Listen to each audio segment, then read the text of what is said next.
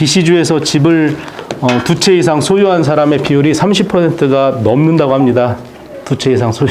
혹시 여기는 두 채 이상 있을 수도 있겠지만 그렇지 않다고도 생각되는데, 왜냐하면 제가 없으니까요.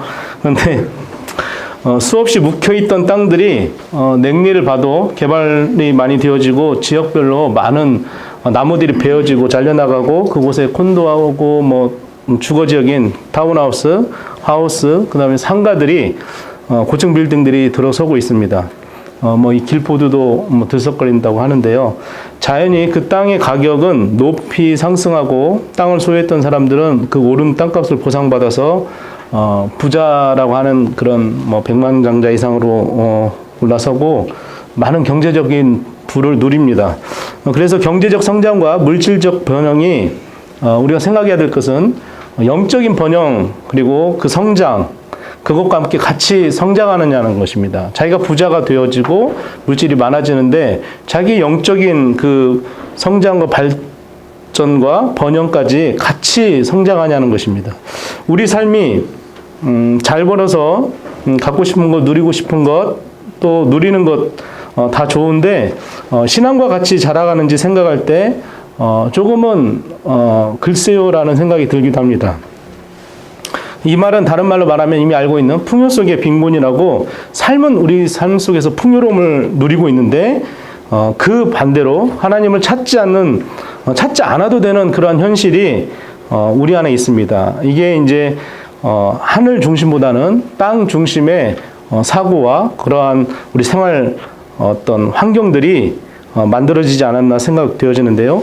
하나님의 이러한 물질적인 축복에 대해서 선물입니다. 그래서 그거에 대해서, 주신 거에 대해서는 감사할 수 있고, 또 그것은 합당한 거긴 한데 어떤 그걸로 인해서 결과를 가져왔는지는 고민하지 않을 수 없다는 것입니다. 여기 캐나다의 삶이 또 한 가지는 여러 민족이 살고 있습니다. 그래서 다문화 민족이 살고 있고, 아까 말씀드린 대로 교회도 다문화 민족이 같이 예배를 드리는 공간으로 사용되어져 있고, 뭐 미국은 용광로라고 하는 많은 민족이 같이 녹아져 있는 거라고 이렇게 표현을 하지만, 캐나다는 모자이크라고 하잖아요. 여러 민족이 같이 조화를 이루잖아요. 모자이크는 다른 듯 하지만 뭔가 모양은 있는 것 같은. 그래서 다문화주의를 장려하는 삶이 이 캐나다의 삶입니다. 그래서 다른 말로 말하면 다른 문화의 어떤 진리들이 있잖아요. 예를 들어서 뭐 힌두교의 사원이 있고, 이슬람이 있고, 불교가 있고, 또 기독교도 있고, 여러 민족이 같이 어우러져서 자기의 진리를 추구하고 그렇게 어우러져 살아가는 이 다문화주의를 가지는, 그러한 신념을 가지는 어떤 종교 진리를 가지고 있는데, 그럼에도 불구하고 서로 자기 것이 옳다라고만 말할 수 있는, 주장할 수 없게 되어 있는 곳이 이곳이라는 것입니다. 캐나다 정부는 기독교 국가인 듯 하지만 전혀 그렇지 않습니다. 예수 그리스도의 이름으로 우리가 선포하는 것 자체, 예수 그리스도만이 오직 유일한 구원의 길이다라고 우리의 신념과 진리의 믿음의 신앙의 고백이 된다 할지라도 이것을 자연스럽게 선포할 수는 없다는 것입니다. 예를 들면 뭐 그 단적인 예로, 교회를 짓기 위해서 교회 부지를 허가받기 위해서 거버먼트에 신청을 하면 교회 부지는 허가가 나지 않는다라고 제가 지난주에 들었고요. 그리고 반면에 이슬람이나 힌두 사원을 짓는다고 하면 그건 허가가 잘 난대요. 그러니까 이제 교회는 포화 상태가 됐고 더 이상 뭐 있겠냐라고 생각하는 어떤 불평등 속의 불평등이 이 안에 꼭 뭐 어떤 신념이 진리가 오직 기독교만이라고 하는 그런 사유가 아니라는 것입니다. 일반적인 선이 결정되는 것만 오케이예요. 서로 상호 간에 상식선에서 오케이 인정된다면 그건 오케이라는 건, 옳고 그름이 없다는 겁니다. 서로의 차이만 있을 뿐 옳고 그른 게 없어요. 기독교만 옳고 다른 것이 그르다라고 하지도 않고 그렇게 인정하지도 않습니다. 이것을 다른 말로 말하면 가치 중립이에요. 모든 것이 죄로 인해서 타락되고 다 온전치 않은 건데, 이걸 이렇게 생각하면 옳은 것 같고 저렇게 생각하면 옳지 않은 것 같고, 이렇게 가치가 그때그때 중립적으로 이렇게 움직이는 거예요. 이게 이제 죄의 속성으로 들어가는 건데요. 어쨌든 나도 내 생각을 가지게 되고, 또 우리 모두 각자 의견이 있으므로 서로 존중해야 된다. 그리고 존중받도록 되어 있다. 이것이 현대에 말하는 포스트 모더니즘입니다. 네 생각도 옳고 내 생각도 옳고 그러니까 너는 나에게 강요하지 말고 네 생각대로 자유롭게 표현하고 살아. 이렇게 말하는 것입니다. 허용될 것과 허용되지 않는 것이 있는데요.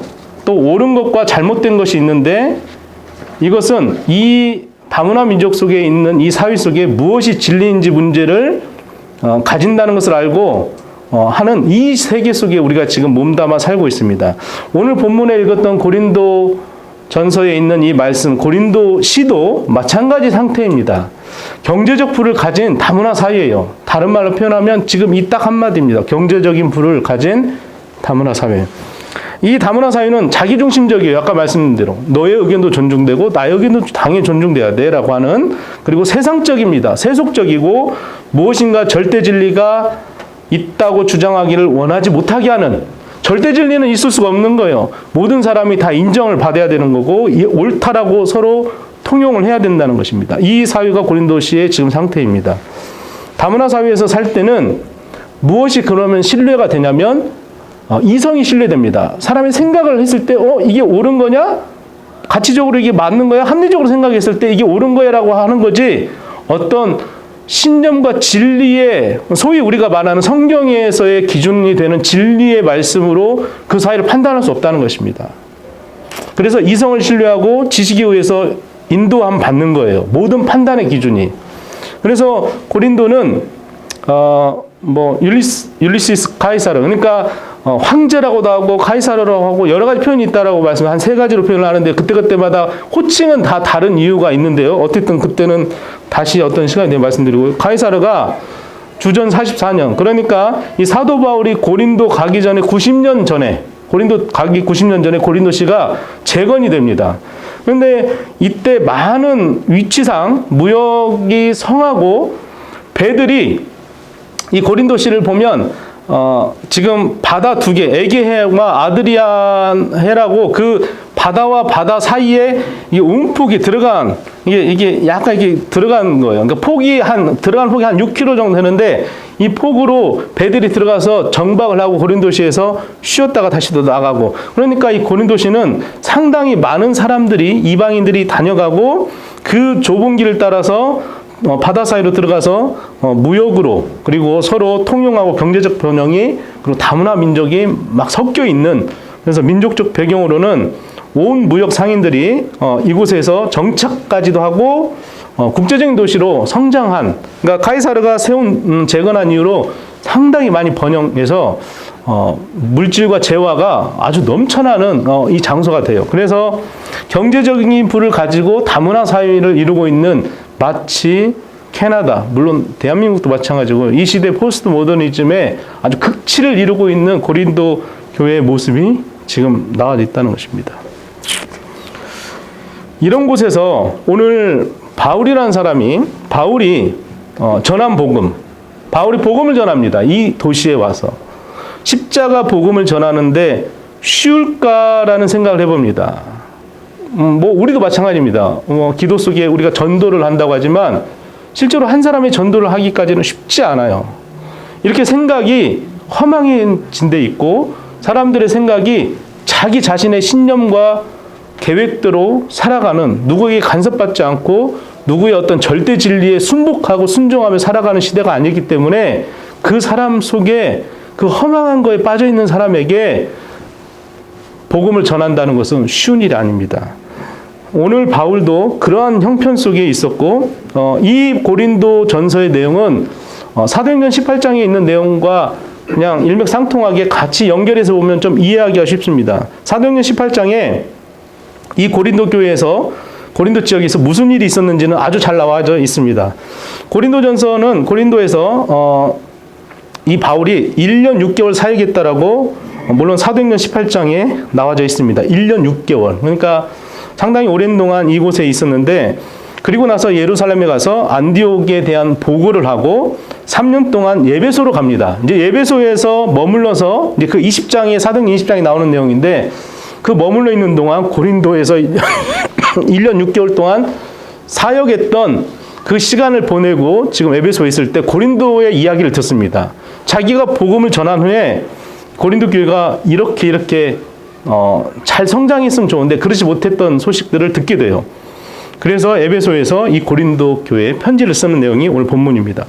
바울이 고린도전서 쓰기를 약 5년 전에 성령께서 바울이 이제 아시아로 가려고 했던 것을 마게도냐로 해가지고 이쪽 내려오는 지역이 고린도 지역이거든요. 마게도냐가 약간 대륙에 있고 그 내려오면 고린도가 이 거의 바닷가 끝부분에 있어요. 거기까지 고린도로 성령께서 고린도 가기 전에 5년 전에 인도하셨고 예수를 통해서 행하신 일에 대해서 말하는 것이 우리 지금 사도행전 18장에 제가 잠깐 말씀드리면 4절에 나오는데 18장 4절에 예수님 통해서 행하신 일에 대해서 바울이 말합니다. 고린도에서. 그리고 6절에 가면 바울이 고린도 지역에 가서 이제 회당에서 복음을 전하려고 하는데 그 바울의 그러한 행위를 거부합니다. 그리고 결국은 그 회당에서 복음을 전하지 못하고 회당 옆에 디도 유스도라는 집으로 옮겨갔고 그게 7절이고요. 고린도의 이방인들, 세속적이고 다문화에 사로잡혀 사는 사람들에게 자기의 수고에 어떤 초점을 맞췄고 하나님께서 바울의 사역에 그럼에도 불구하고 복 주셔서 8절에 무슨 말씀이 나오냐면 많은 고린도 사람들이 믿고 세례를 받았다라고 하고 있습니다. 그러니까 힘든 와중에 그 피폐해진 하나님을 믿을 것 같지 않은 그 고린도 번영 도시의 다문화 사회에 포스트 모더니즘의 극치를 이루고 있는 그 사람들의 생각 속에 하나님이 바울을 통해서 성령이 바울을 그쪽으로 인도해서 유럽으로 인도해서 복음을 전하게 할 때 힘들었지만 그러나 많은 고린도 사람들이 믿고 세례를 받았다라고 사도행전 18장 8절에는 말씀하고 있습니다. 바울이 정말 힘들었던 것이 경제적 번영, 아까 말씀드렸던 세속적인 거 그런 거에 대한 힘든 싸움을 했고요. 바울은 육체적으로 강한 사람이 아니었습니다. 오늘 본문에도 나와져 있어요. 본문의 2장 3절 한번 보실까요? 본문 2장 3절 보면 제가 이 부분이 도대체 뭐가 약하고 두려울까를 한번 고민해 봤거든요. 그런데 발견했습니다. 내가 너희 가운데 거할 때 약하고 두려워하고 심히 떨었다. 바울이 복음을 전하는데 심히 떨었다? 뭐 구원을 두려움과 떨림으로 이루라 이런 말씀은 있지만 이게 뭔가 이게 좀 헷갈렸던 건데요. 제가 바울이 고린도 교회 오기 전에 빌립보 지역에 갔었잖아요. 그러니까 그게 사도행전 16장 내용이거든요. 빌립보에서 지역에서 무슨 일이 있었냐면 감옥에 갇히잖아요, 바울이. 그러면서 바울과 실라가 매를 맞고 그 안에 이제 갇히는 상황에서 이게 몸이 엄청 채찍으로 맞은 거죠. 그러니까 이게 이제 바울의 몸이 약한 상태, 그 너희 가운데 거할 때는 약하고 두려워하고 심히 떨었다. 이게 이제 몸이 약한 상태에 육체적으로도 약하고 배경적으로도 고린도시가 복음을 받아들일 곳도 안 되고 이런 상태에서 가서 복음을 전한 그런 상태에 있었다는 거예요. 그러니까 어떤 형편과 상황은 복음을 전하기에 최상의 상태에서 바울이 전하지 않았다는 것입니다. 연약한 몸으로 고린도까지 온 바울이 전한 메시지는 그럼에도 불구하고 딱 한마디입니다. 매혹적이지 못해요. 화려한 언변으로 하지 않았다라고 말하고 있고요. 자기의 지식으로 하지 않았다고 그래요. 바울이 전한 복음은 몸도 약했고 고린도 사람이 아주 여기에는 이방 헬라 문화가 아주 막 이렇게 관영했기 때문에 똑똑한 사람들도 많이 있었을 거예요. 그런 돈도 많고 그런 사람들 앞에서 바울이 가진 지식과 지혜와 배운 학문의 깊이로 할 것 같은데 바울은 그렇게 하지 않았다는 것입니다. 육체도 약하지. 지금 어떤 거를 뭐 내세우지 않고 그렇게 매혹적이지 않다는 내용은 어떤 내용이냐면 고린도전서 이 내용에 읽었던 보면 바울이 로마인들이 싫어하는 표현으로 복음을 전합니다. 그게 무엇이냐면 십자가에 못 박은 사람에 대해서 말했습니다. 십자가에 못 박은 사람. 지난주에 우리 지난주인지 고난주간에 들었던 말씀 같은데 십자가에 달리신 예수 그리스도 지난주에도 들었죠. 이미 십자가에 달리신 내용에 대해서 구약에서 말씀하셨던 내용이 말씀하시는데 십자가에 못 박힌 사람이 갈릴 사람의 그 고난이 믿는 모든 사람의 죄를 속죄했다고 주장하는 2장 2절 한번 보겠습니다. 2장 2절 내가 너희 중에서 예수 그리스도와 그가 십자가에 못 박히신 것 외에는 아무것도 알지 아니하기로 작정하였습니다. 2장 2절 자 보세요. 왜 이게 매혹적이지 않냐면 예수 그리스도와 그가 십자가에 못 박히신 것 이거는 상반된 내용입니다. 무슨 말이냐면 예수 그리스도는 무엇이죠? 뜻이 예수는 구하다 건지다. 구하다 건지다요. 구주라는 뜻입니다. 그리고 그리스도라는 뜻은 이미 아신 대로 기름 부음을 받은 자예요. 그 일을 기름 부음 받는 자는 딱 세 가지: 제사장, 왕, 선지자. 근데 그 삼중직을 감당하는 게 예수잖아요. 그러니까 예수 그리스도라는 것은 모든 인류의 죄를 대속해서 기름 부음 받고 하나님의 사역을 감당하는 구속자로 오신 그 뜻이 있잖아요. 이 예수 그리스도라는 뜻은. 그런데 그 예수 그리스도가 그 엄청난 일을 구원할 자가 십자가에 못 박히셨다? 십자가에 못 박히셨다는 뜻은요, 우리가 생각하는 그냥 고난당하고 그런 정도가 아니라 이건 비참한 내용입니다. 이거는 십자가에 이제 조금 이따가 제가 이 모순되는 내용, 예수 그리스도와 십자가 사건에 결부된 주인공 예수의 모습은 아주 상반된 내용이에요. 이 상반된 내용으로 어떻게 사람들의 생각은 바울이 이 메시지 예수 그리스도와 거기에 십자가 못 박히신 거라고 표현함으로 복음을 딱 전할 때 고린도 사람이, 로마 사람이, 유대인들이 생각할 때는 이건 완전히 말도 안 되는 거예요. 우리를 구원할 자가 십자가에 달려? 이렇게 생각한다는 것입니다. 이게 모순의 표현이지만 바울은 이 말 외에는 전할 게 없다고 했던 것입니다. 이제 조금 더 고린도 교회의 조금 더 문제를 보면 이 사람들이 얼마나 이 타락하고 피폐한 상태에 있냐면요, 복음을 전한 후에 고린도 문제는 3장에 우리가 읽지 않았지만 바울이 가고 나서 아볼로파, 게바파, 그리스도파, 나는 아볼로를 따르겠다, 베드로를 따르겠다, 나는 그리스도를 따르겠다라고 하는 이런 파가 막 나눠집니다.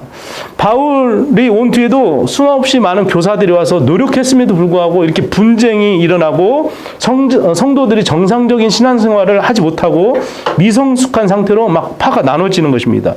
여기 우리 몇 명 되지 않지만 어린이들은 어린이끼리, 어른들은 뭐 우리 이 마음도 이해 못하고 뭐 점심 때 매일 피자를 안 주고 뭐 이상한 것만 뭐 나물 같은 것만 주고 콩나물 비빔밥 오늘 아닌가 모르겠어요.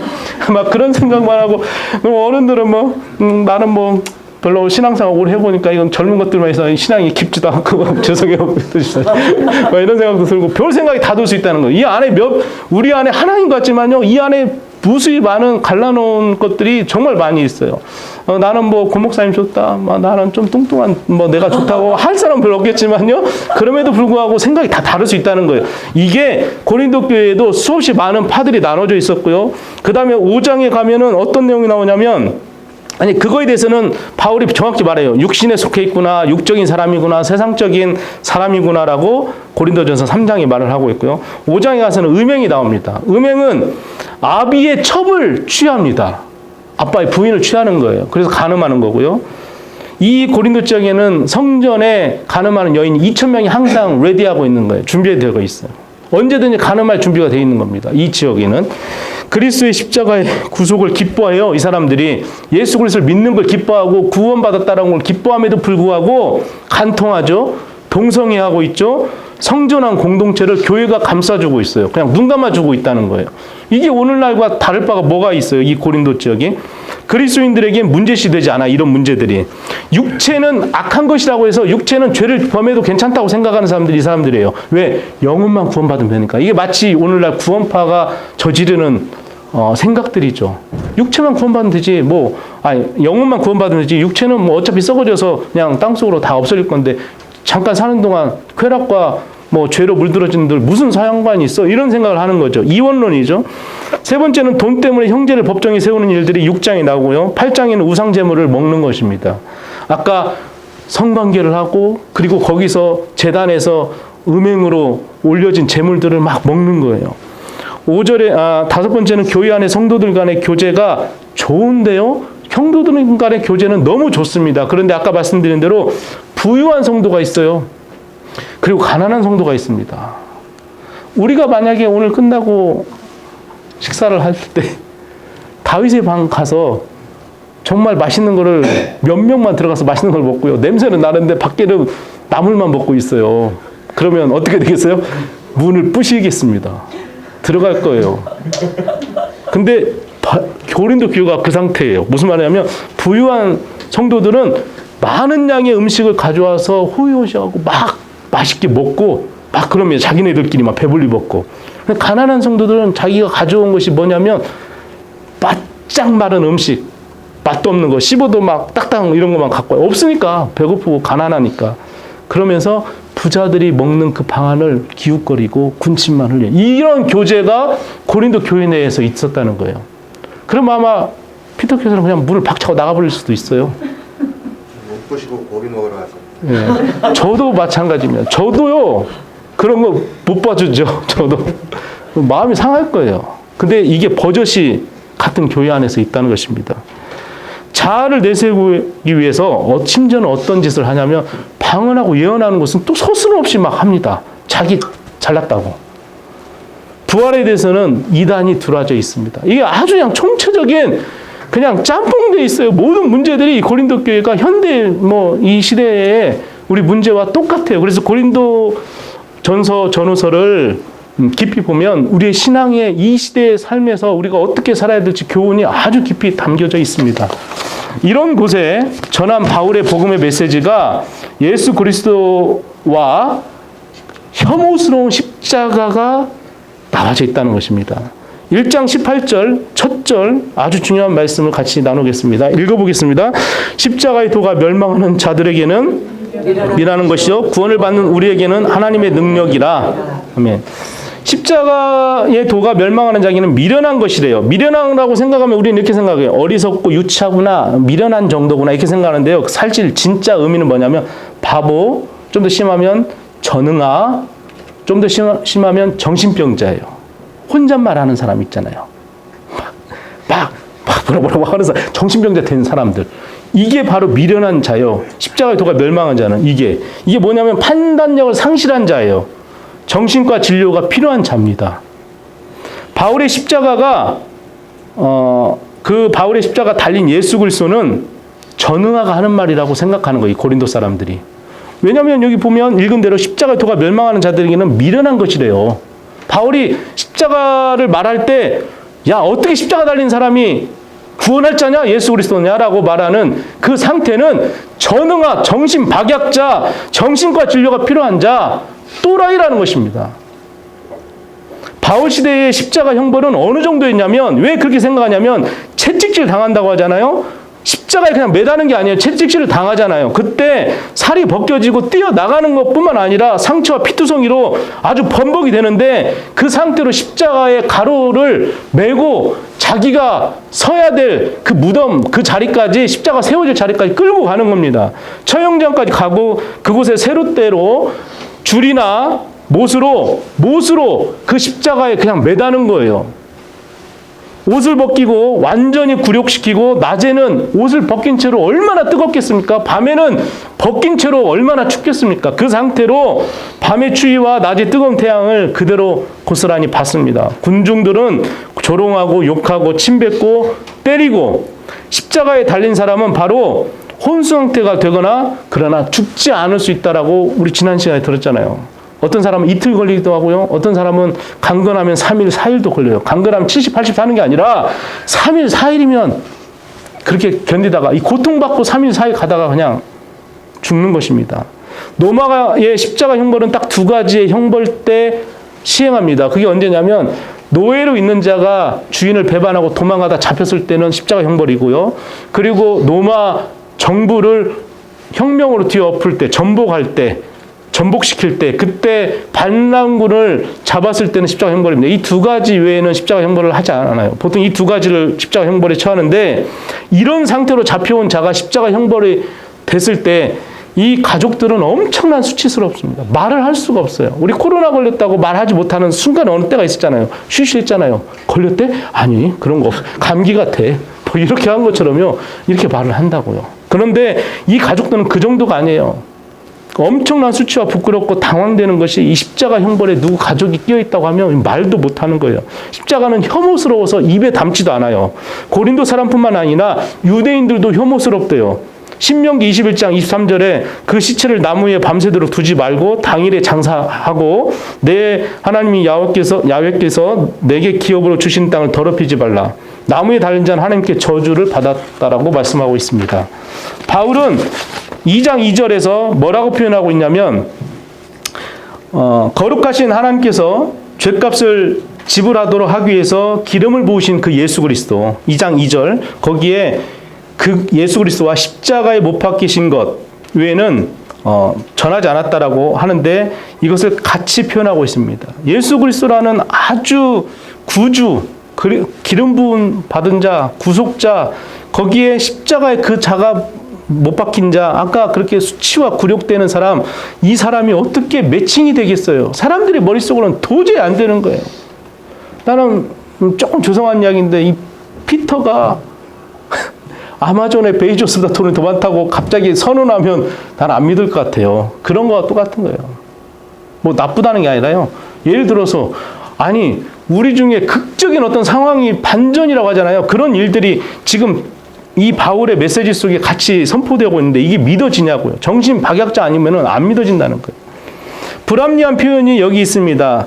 고린도 사람들은 이 바울의 이 복음을 전하는 이 두 마디에 대해서 뭐라고 하냐면 어떻게 한 신이 어떤 신이 있는데 이 땅에 위에 있는 한 사람 그 예수 그리스도에게 기름을 부었고 그 사람은 국가 전복죄로 체포되고 혹은 도망가다가 잡힌 종처럼 취급당해서 십자가에 못 박히게 되는데 가장 굴욕적인 혐오스러운 죽임을 당했다. 그런데 어떻게 그 신은 그 죽임을 당하는 그 구원자라고 하면서 그 자를 그 십자가 형벌을 막아주지도 못하느냐 이거예요. 사람들이 생각할 때는. 그런데 이제 그 사람이 그 신의 심판으로부터 사람들을 구원할 구주라고 하나님도 버리잖아요. 예수 그리스도가 십자가에 당하실 때 하나님도 버려버렸다고 했거든요. 그래서 하늘의 해와 이 빛들이 다 어둠으로 그 빛을 잃는다고 하잖아요. 사람들을 생각할 때는 이 구원할 구주가 어떻게 그 신이 심판으로부터 당할 때 어떻게 구주라고 하면서 그 자기 심판 그것으로부터 벗어나지 못하냐라고 생각하는 거죠.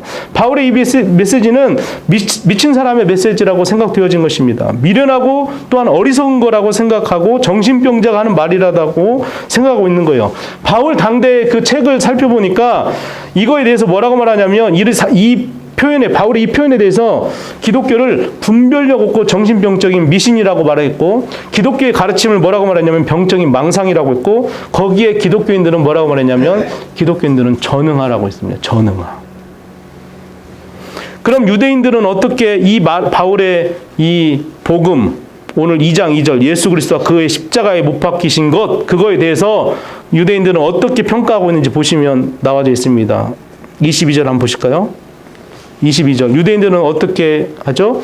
유대인들은 표적을 구하고 헬라인은 지혜를 찾으나 유대인들은 표적을 구해요. 메시아는 우리가 생각하는 메시아는 그 왕성했던 다윗 왕국의 회복을 위해서 오시는 분 아니냐? 그리고 우리가 그토록 고통당하고 압제당하는 로마로부터 해방시킬 분이라고 생각되지 않느냐? 그분이 메시아 아니겠냐? 진정한 메시아가 우리가 생각하는 메시아가 그 정도는 돼야지. 그러한 표적을 예수님 당시에도 지금 이 말씀 표적을 구한다는 말씀은요. 여러분 마태복음 12장에 나와져 있는 말씀이에요. 너희가 표적을 구하나 내가 너에게 보일 표적은 무슨 표적밖에 없다?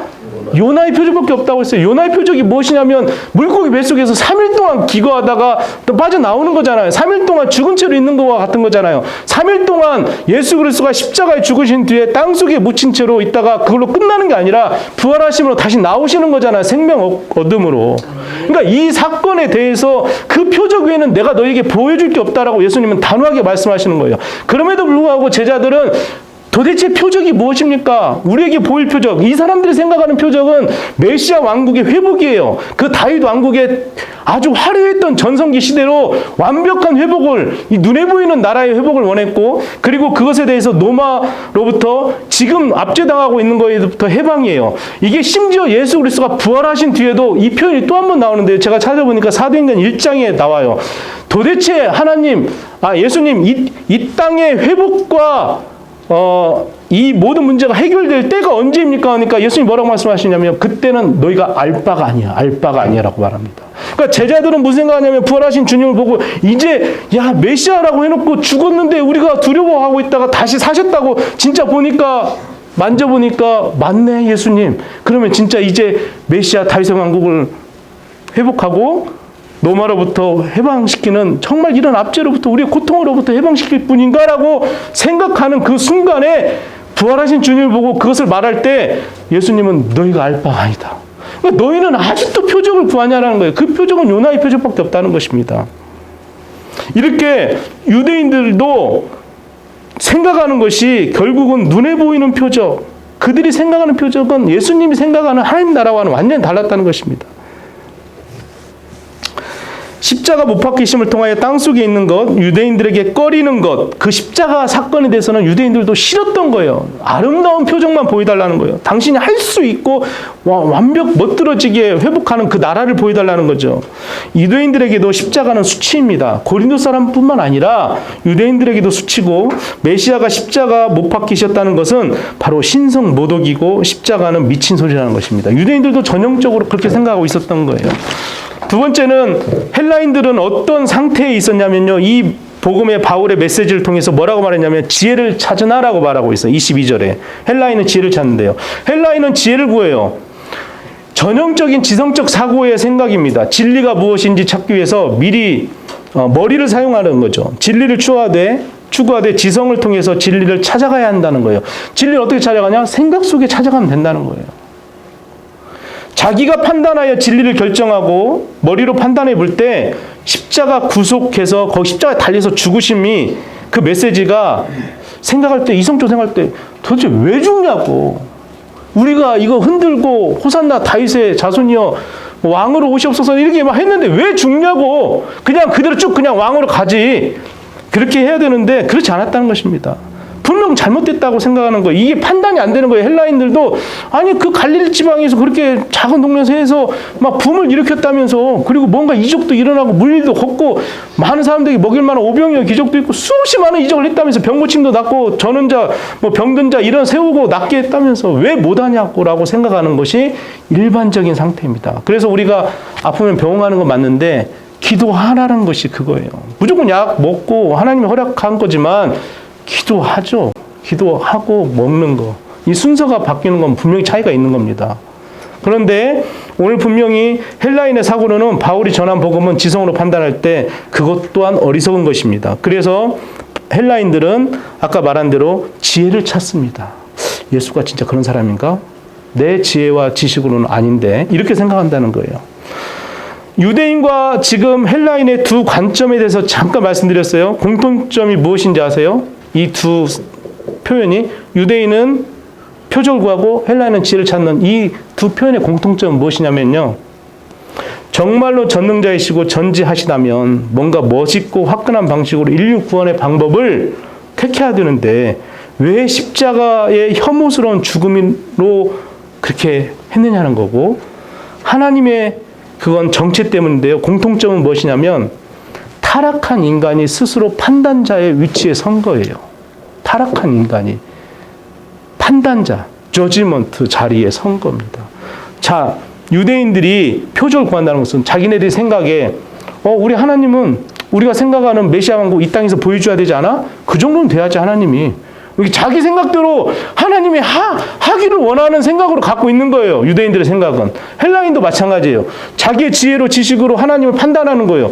야, 이거 아무리 생각해도 왜 십자가에 죽냐고, 구주라면서 왜 십자가에 죽어, 그렇게 십자가 그 가혹한 형벌로 죽냐고. 내 이성으로는 납득이 안 돼. 이 두 가지 다 하나님의 그 놀라운 십자가의 사건에 대해서 받아들이기는커녕 납득도 못하고 있는 표현들을 하고 있다는 거예요. 이게 공통점이에요. 그것은 다른 말로 말하면 자기들의 인간의, 이 유대인이든 헬라인이든 이방인이든 모든 사람들이 어디 위치에 서 있냐면 하나님의 계획하심과 우리 주변의 모든 것들을 판단하는 인간 중심의 자리에 서 있다는 거예요. 인본주의죠. 인본주의예요. 나름의 지혜를 동원하는 것, 처음 말한 네 사고대로, 아까 포스트 모더니즘의 극치는 네 사고대로, 네 생각대로 행동하라는 거잖아요. 네 마음대로 살아, 너만 오케이면 다 오케이하라고 하는 지금 이 시대에 흐르고 있는 팽배한 생각들, 이것이 바로 무엇이냐? 사단의 생각을 불어 넣어준 겁니다. 사단의 소리라는 거예요. 이것이 우리 마음에 없는 것 같아요? 우리 마음에 없을까요? 유대인들도 이방인도 헬라인들도 자신의 이성적인 판단으로, 능력으로 예수 안에서 하나님의 사역이 의미 있는지 아닌지 결정하겠다는 거예요. 하나님이 진짜 우리 편하게 정말 나라를 회복시켜 줄까? 우리를 구원할까? 멋있게, 아름답게, 잘 먹고 잘 살 수 있도록. 우리가 이런 생각 속에서 우리가 하나님이 되어서 죄인이 아무것도 아닌 인간이 하나님의 자리에서 하나님이 하실 것을 보고 있고 판단하고 있는 겁니다. 하실래요? 왜 그렇게 죽어요? 이렇게 한다는 거예요. 그러니 복음의 능력이 오늘 제목처럼 어떻습니까? 이 제목 쓰면서요, 사실 두려웠어요. 복음이 상실됐다? 복음의 능력이 상실됐다? 사실 복음의 능력은 상실되지 않았거든요. 그렇잖아요. 왜? 그때 말씀드린 대로 구약에는 감춰져 있다가 신약에는 완벽하게 복음이 확장됐잖아요. 그 복음이 이 시대에도 죽어가는 한 사람 한 사람에게도 복음이 전파됐을 때, 선포되어졌을 때 그 죽었던 메마른 고목나무까지도 지금 새싹이 나는 것처럼 그 영혼에도 생명이 들어가고 있잖아요. 예수 그리스도가 들어가면 죽었던 영혼이 살아나잖아요. 시편 19편에 나와 있는 대로 영혼이 소성케 되잖아요. 복음을 들으면 소성케 되는 것이 성령의 역사고, 하나님이 이 신약시대에 교회를 세우고 그 복음을 전파하는 일들을 감당하게 하시려고 그 예수 그리스도가 가시고 우리에게 보혜사 성령을 통해서 그 성령으로 세워진 성령의 역사를 통해서 일을 하게 되는 교회들을 제2의 성육신으로 교회를 다 세우셨잖아요. 그 교회에서 우리가 복음을 전할 때마다 죽어가는 영혼들이 말씀을 듣고 회복되어지고 깨어나잖아요. 저런 자가 걷게 되고 눈먼 자가 눈을 뜨게 되는 거잖아요. 이것이 복음의 능력입니다. 그런데도 불구하고 복음의 능력이 상실됐다고 말하는 거예요. 왜? 내가 하나님의 자리에 앉아있기 때문이라는 것입니다. 내가 판단하는 거예요. 유대인들은 표적을 구하는 것처럼 내가 어떤 관점으로 하나님을 믿고 있냐는 거예요. 이거 주실 분? 나에게 우리 집을 주실 분? 나에게 행복을 주실 분? 물론 그것도 내가 축복이라고 다 말씀드렸어요. 근데 그게 우선이 아니라고요. 또 헬라인처럼 우리가 여기 있는 친구들 다 해겔의 변증법적인 사고로 지금 학교에 다 공부하고 있을 거예요. 그리고 창조론이 아닌 다 진화론적인 생각으로 다 과학들을 다 배우고 있을 거예요. 그것들 다 온전치 않습니다. 먼저 성경을 알고 그 하나님의 진리 속에서 이 헛된 것들이 인간이 만들어 놓은 헛된 그 지성의 사고로 학문을 하고 그 내용들을 배웠을 때 우리의 영혼은 더 피폐해져 간다는 걸 알아야 돼요.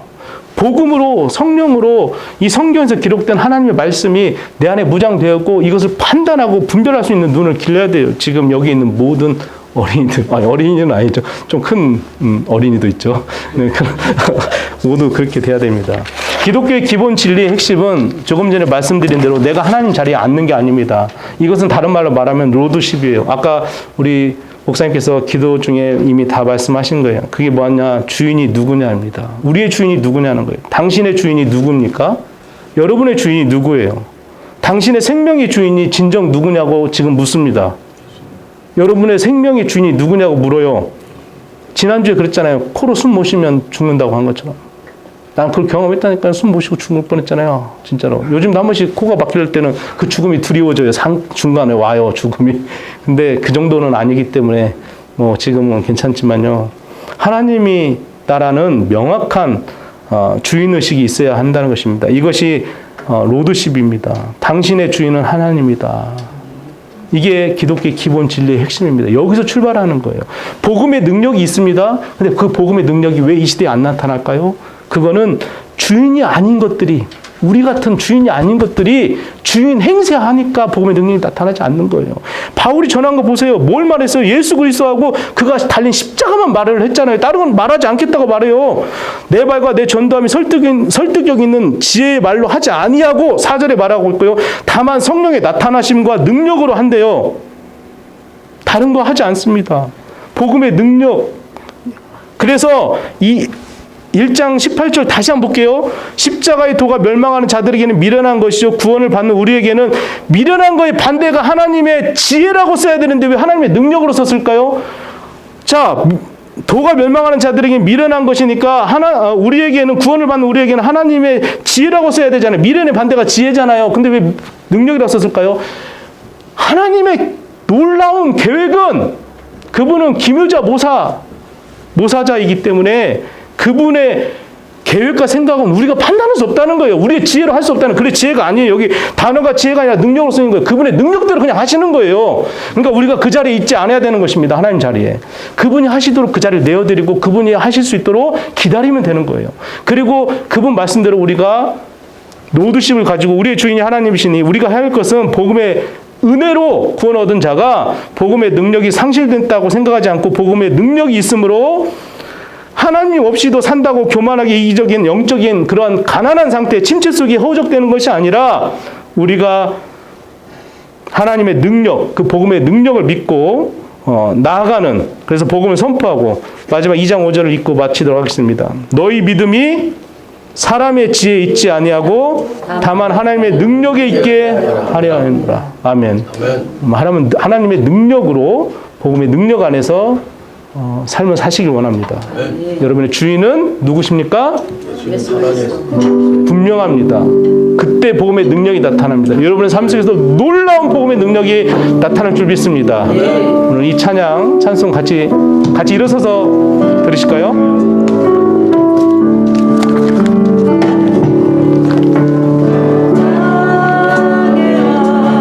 내 주께서 좀 빠르게요. 왜 고초 당했나 이 벌레 같은 날 위에 그 보혈을 연 십자가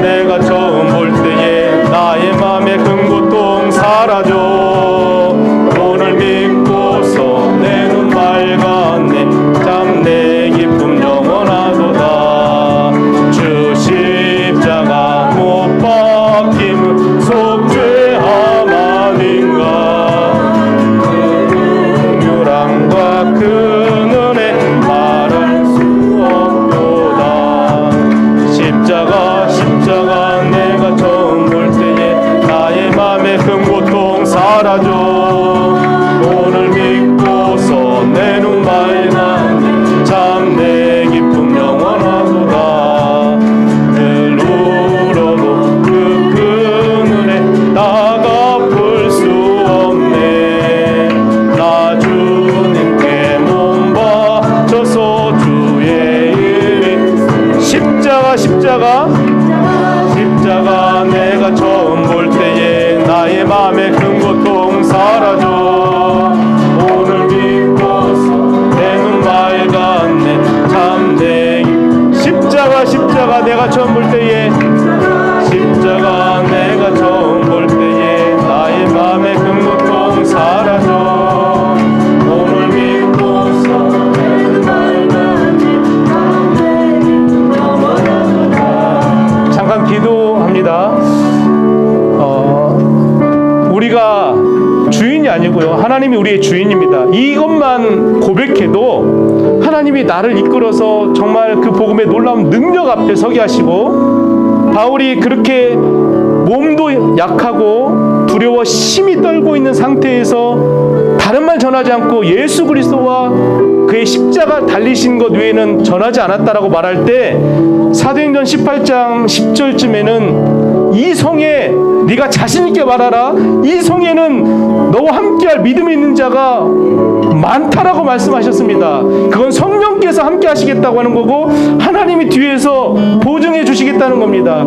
오늘 우리의 삶이 힘들고 때로는 낭망되어지고 어렵다 할지라도 내가 세상에서 소망 얻을 수 없고 오직 유일한 평안과 기쁨과 소망은 오직 나의 주인이신 나의 생명 주신 하나님밖에 없음을 이 시간 고백함으로 얻어지는 줄 믿습니다. 이 시간에 나의 주인께서 내게 오셔서 다시 한번 그 복음의 능력으로 내가 그동안 주인 자리를 뺐으므로 복음의 능력이 상실되었다면 다시 이 시간 회복시켜 달라고 그리고 진정으로 나의 주인이 되어 주시라고 이 시간 같이 기도하고 나가도록 하겠습니다. 같이 기도합니다.